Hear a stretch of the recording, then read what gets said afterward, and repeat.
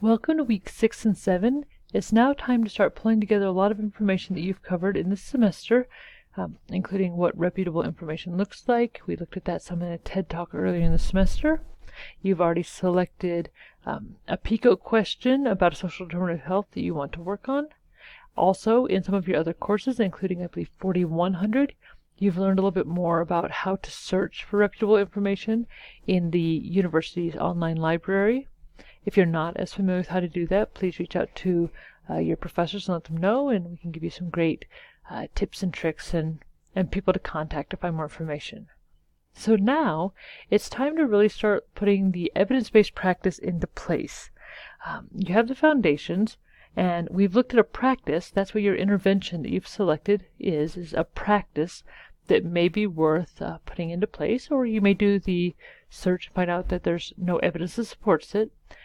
But now it's time to start identifying and appraising these reputable sources. Please look at the unit outcomes as well as the assignment description. There is a brief example in here of how sometimes this has gone horribly wrong. One example we see frequently pop up within the medical community is when people start to find evidence regarding vaccines and different health conditions, specifically links that have been drawn over time between vaccinations and autism, and how much of the information that is based on is not particularly reputable or not well done research.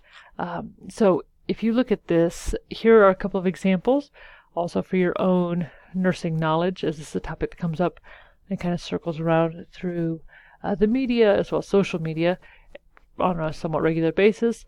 There's information about anti-vaccination movement, a regression in modern medicine, as well as comparing the quality of pro and anti-vaccination online information, a content analysis of vaccination-related web pages. So both of these get a lot more into how to tell if evidence is reliable or not. When we did the spurious correlations earlier in the semester, and you can see how easy it is to make it look like things trend together that don't, both of these articles hit a bit more on that, but really show you, particularly in this one, how to analyze web pages to see if the information they're giving you is accurate or not. Now, as you will be going in and finding and analyzing some of this evidence on your own, not regarding the vaccinations and autism, but regarding your specific PICO question, there is some information here that may be helpful for you. First of all, you're requested to read chapters 6 and 7 out of your textbook. Both of those will give you quite a bit of information as far as how to begin to build this up.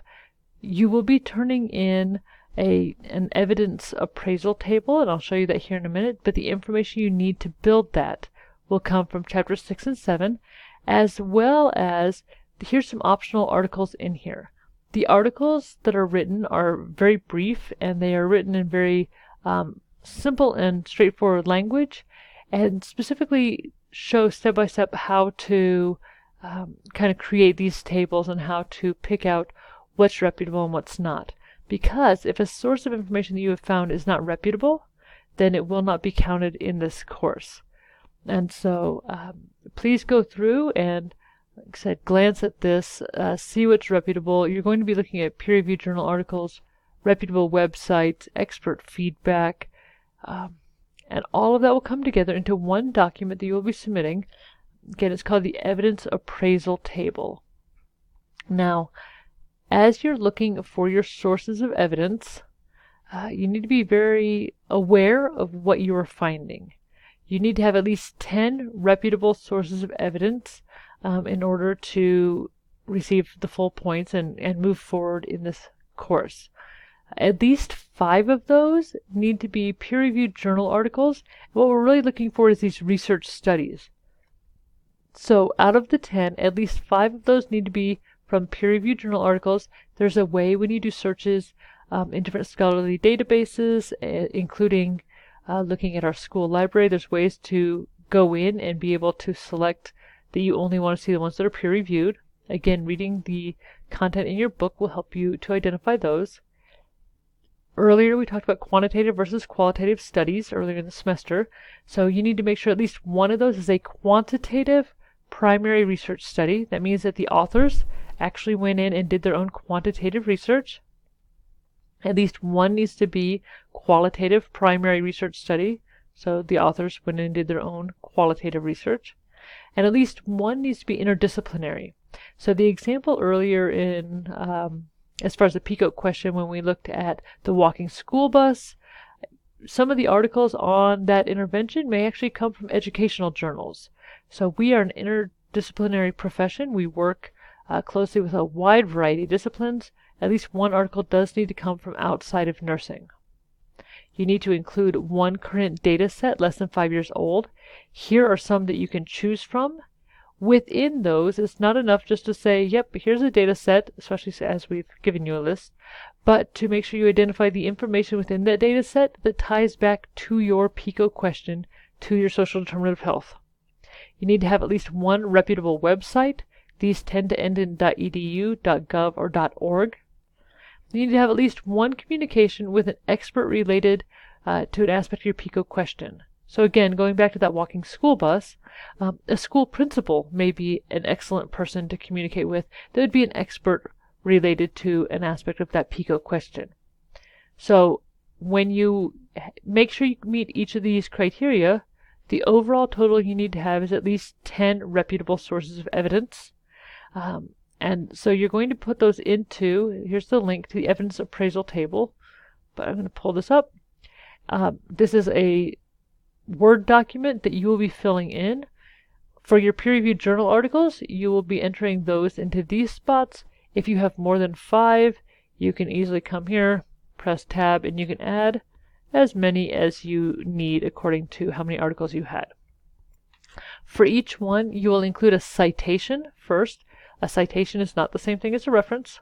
This is the abbreviated format, kind of like you would see when you include it in the writing in, for example, in your papers when you refer back to someone. So just the citation here, not the full reference. Most articles should tell a conceptual framework. If no conceptual framework is indicated, you can put not applicable, but please do know that we have full right and ability to go back in and look at the articles that you have submitted to us, and we can see if there's a conceptual framework in place or not. So please look and make sure if you put not applicable that there wasn't one that you've missed. That's a really important concept to have in there. Also the design/method. How was the study conducted in that article? Was it a randomized control trial? Was it ethnography? Put that in there. The sample and setting of where the study took place. So, for example, was it in a large hospital in rural Midwest town or something like that? The variables you've learned before about independent and dependent variables. If you need to brush up on those, I encourage you to look back into your book. Please list the independent and dependent variables as applicable for each of those articles. Measurements. So this is how they gathered the tools. Did they use a certain kind of questionnaire? Did they look at medical records? That type of thing. Data analysis. So that's how did they take the information they found and actually analyze it. Articles generally mention specific software that's been used or statistical tests that have been used if it's quantitative, that type of thing. The findings and results.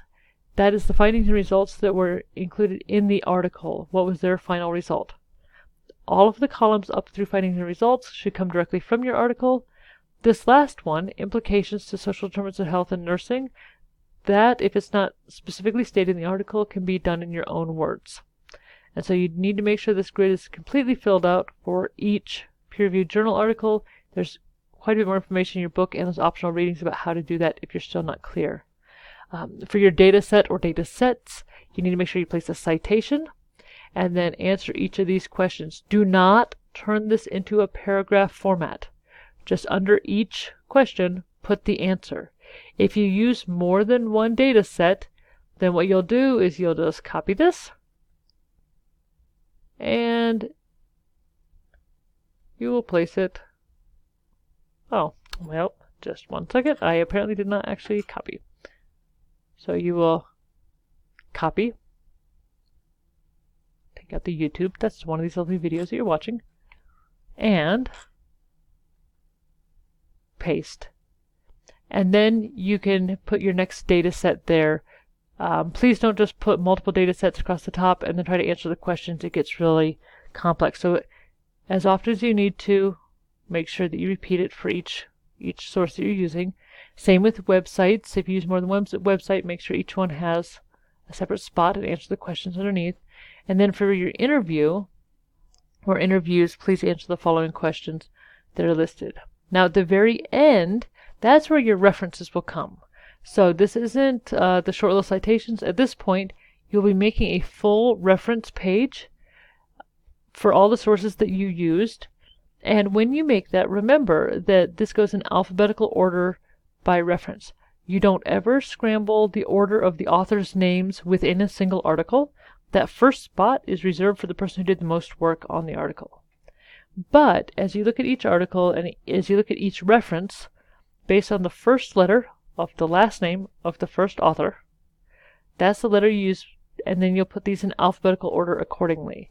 By doing that, you're already giving yourself a head step towards the next assignment that you'll be doing. And this right here will become the framework for much of your upcoming assignments. The rubric is based on there being 10 sources. If you have fewer, then your grade will be reflective of that.